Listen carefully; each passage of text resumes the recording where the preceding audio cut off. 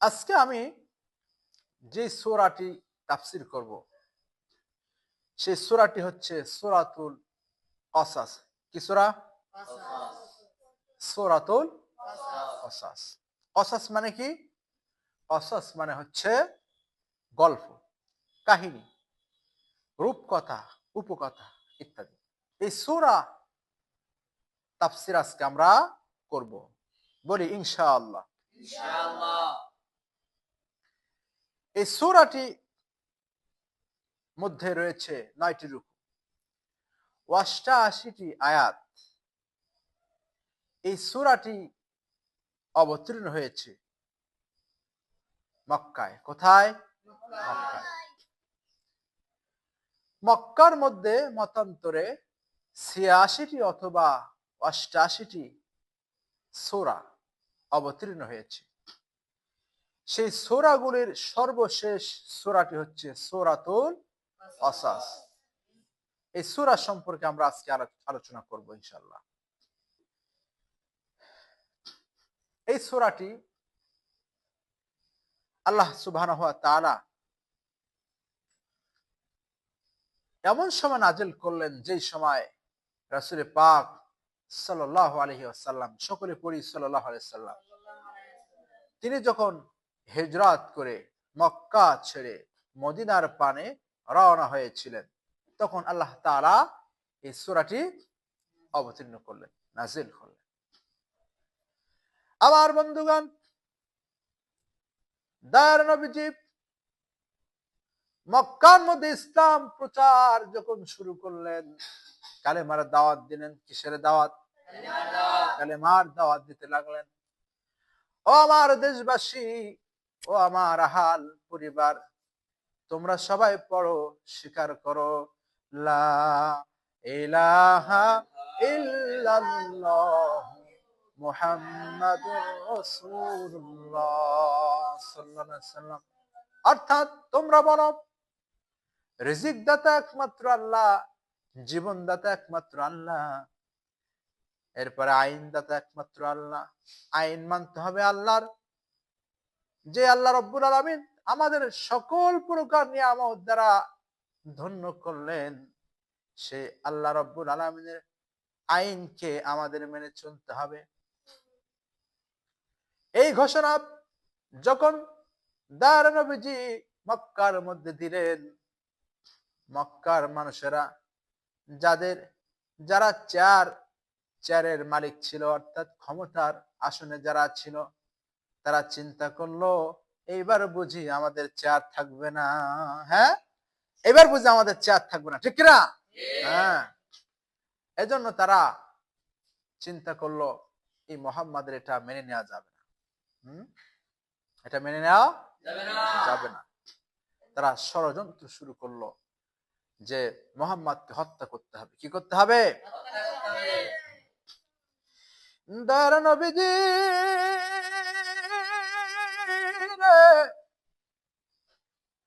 আল্লাহ রাব্বুল আলামিন জানায় দিল, আমার হাবিব, মক্কার কাফেরেরা সবাই যুক্ত ফ্রন্ট তৈরি করেছে, ঐক্যবদ্ধ হয়েছে। ও আমার হাবিব, আপনাকে তারা হত্যা করবে প্ল্যান করেছে। আমি চাই না আমার হাবিব অপমানিত হোক। আমার হাবিব, আপনি চলে যান, মক্কা ছেড়ে মদিনার পানে চলে যান। দয়ার নবীজি মক্কা ছেড়ে মদিনার দিকে রওনা হতে লাগলেন। যখন যাচ্ছেন, যাওয়ার পথে বারবার দয়ার নবীজি মক্কার দিকে ফিরে ফিরে চায়। কোন দিকে? মক্কার দিকে। কারণ মাতৃভূমি, মক্কার মধ্যে খেলাধুলা করেছে, মক্কার মধ্যে ঘুরে ফিরে বেরিয়েছে, মক্কার মধ্যে তার জন্মস্থান, মক্কার মধ্যে তার সবকিছু। আহা, সেই মক্কা ছেড়ে দয়ার নবীজি চলে যাচ্ছে। দয়ার নবীজি মক্কা ছেড়ে যখন চলে যাচ্ছে, এবার দয়ার নবীজি বারবার মক্কার দিকে তাকায়, মক্কার দিকে তাকায়। আল্লাহ রাব্বুল আলামিন জিবরাইল আমিনকে পাঠিয়ে দিল, ও জিবরাইল যাও আমার হাবিবের কাছে যাও, যে আমার হাবিবকে ঘোষণা করে দাও, শুনিয়ে দাও, ইয়া রাসূলুল্লাহ, ও আল্লাহর নবী, আল্লাহ রাব্বুল আলামিন আপনার জন্য সুসংবাদ রেখে দিয়েছেন। সুবহানাল্লাহ। সুসংবাদ রেখে দিয়েছে, এটা শুনিয়ে দাও। জিবরাইল আমিনকে আল্লাহ পাক বললেন। জিবরাইল আমিন নবীজির কাছে আগমন করলেন। দয়ার নবীজি যখন জুলফা নামক স্থানে চলে গেল, কোথায়? জুলফা নামক স্থানে। এবার সেইখানে জিবরাইল আমিন এসে নবীজিকে ডেকে বলল, ইয়া রাসূলুল্লাহ, আপনার মাতৃভূমির কথা বুঝি বারবার মনে পড়ছে নাকি? দয়ার নবীজি বলল, জিবরাইল, আমার মাতৃভূমির কথা আমার বারবার মনে পড়ে যায়। ও জিবরাইল, এই মক্কার মধ্যে আমি খেলা করেছি, এই মক্কার মধ্যে আমি বড় হয়েছি, লালিত পালিত হয়েছি। ও জিবরাইল, এই মক্কার মধ্যে আমার কত আপনজন শুয়ে আছে। ও জিবরাইল, আজকে মক্কা ছেড়ে আমার চলে যেতে হচ্ছে, এই জন্য মক্কার প্রতি আমার বড় মায়া জাগে, বড় মায়া জাগে। যখন জিবরাইল আমিন সূরা কসাস তেলাওয়াত করে দয়ার নবীজিকে শোনায়া দিলেন, এই সূরার মধ্যে আল্লাহ রাব্বুল আলামিন নবীজিকে সুসংবাদ দিলেন, ও আমার হাবিব, দুঃখ করবেন না, দুঃখ করার দরকার নাই। এই মক্কার মধ্যে আমি আবার আপনাকে তাড়াতাড়ি ফিরিয়ে আনবো। সুবহানাল্লাহ।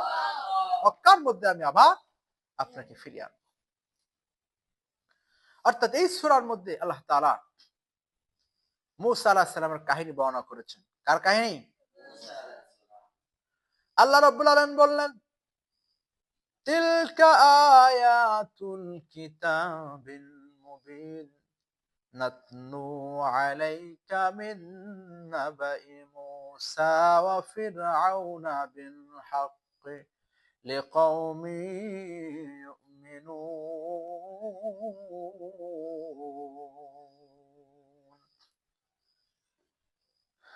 আল্লাহ রাব্বুল আলামিন বললেন, তিলকা আয়াতুল কিতাবিল মুবিন, এই কিতাবের আয়াতগুলো স্পষ্ট। আর বললেন, নাতলু আলাইকা বিন নাবাই মূসা, নাতলু আলাইকা মিন নাবাই মূসা ওয়া ফিরআউনা বিল হক, অর্থাৎ ও পৃথিবীর মানুষেরা, আমি তোমাদের কাছে, তোমাদের নিকটে বর্ণনা করছি মূসা আর ফিরআউনের ঘটনাগুলি, আমি খুলে খুলে তোমাদের কাছে বর্ণনা করছি। আর আল্লাহ পাক বললেন যে এটা হচ্ছে সত্য। আল্লাহ পাক বলেন, বিল হাক্কি লিকাওমি ইউমিনুন, এই সত্য ঘটনাগুলি তাদের জন্যই যারা হচ্ছে মুমিন। কাদের জন্য? যারা মুমিন তাদের জন্য এই ঘটনা। এই উপমা মূসা আলাইহিস সালাম এবং ফিরআউনের ঘটনা থেকে তারা শিক্ষা নেবে। কি নেবে? শিক্ষা নেবে। এই ঘটনার মধ্যে মূসা আলাইহিস সালাম পৃথিবীতে আল্লাহ পাক তাকে আনলেন। আনার পরে ফিরআউন মূসাকে মেরে ফেলার জন্য ষড়যন্ত্র করলো। কাকে? মূসাকে মারার জন্য চক্রান্ত করলো। মূসা আলাইহিস সালাম আল্লাহর দিকে তাকাইয়া তিনি বললেন, আসা রব্বি আইয়াহদিয়ানি আইয়াহদিয়ানি সাওয়াআস সাবিল।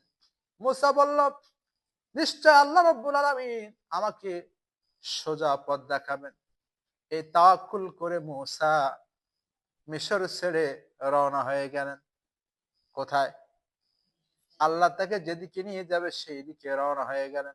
আল্লাহ রাব্বুল আলামিন মূসা আলাইহিস সালামকে নিয়ে পৌঁছায় দিলেন। কোথায়? মূসা আলাইহিস সালামকে পৌঁছায় দিলেন শাম দেশের একটি শহর মাদিয়ান নামক। এই শহরে আল্লাহ তাআলা মূসাকে পাঠায়া দিলেন। এখানে বেশি নবীরা, অসংখ্য নবী এই দেশে আগমন করেছিল। আল্লাহ পাক মুসা আলাইহিস সালামকে সেখানে পৌঁছায় দিলেন। তো আল্লাহ পাক মুসাকে আবার মিশরে ফিরে আনছিলেন, মুসাকে আবার মিশরে ফিরে আনছিলেন। আছে না ঘটনা? মুসা আলাইহিস সালামকে ফিরাউন তাড়াও করলো। মুসা আলাইহিস সালাম চলে গেলেন নীল নদের কাছে। আল্লাহ আদেশে লাঠি দিয়ে বাড়ি দিল, আর 12টা রাস্তা হয়ে গেল। কয়টা? 12টা রাস্তা হয়ে গেল। রাস্তা দিয়ে 12টি গোত্র পার হয়ে গেল।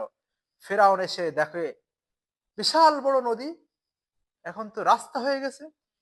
ফেরাউনের সৈন্যরা জিজ্ঞেস করছে, ও খোদা, এই রাস্তা করলো কেডা? কয় আমি করেছি। রাস্তা কি ফেরাউন করেছে না আল্লাহ করেছে?